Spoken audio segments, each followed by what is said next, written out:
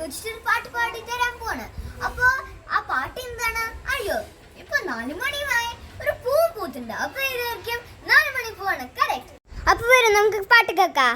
4 മണിപ്പൂവ്, ഞാനൊരു 4 മണിപ്പൂവ്, 4 മണിക്ക് തൊടിയിൽ വിരിയണ 4 മണിപ്പൂവ്, ഞാനൊരു 4 മണിപ്പൂവ്.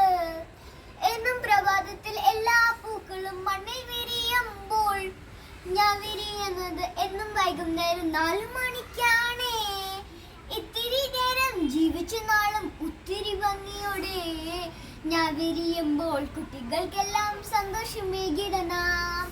4 മണിപ്പൂവ്, ഞാനൊരു 4 മണിപ്പൂവ്, 4 മണിക്ക് തൊടിയിൽ വിരിയണ 4 മണിപ്പൂവ്, ഞാനൊരു 4 മണിപ്പൂവ്.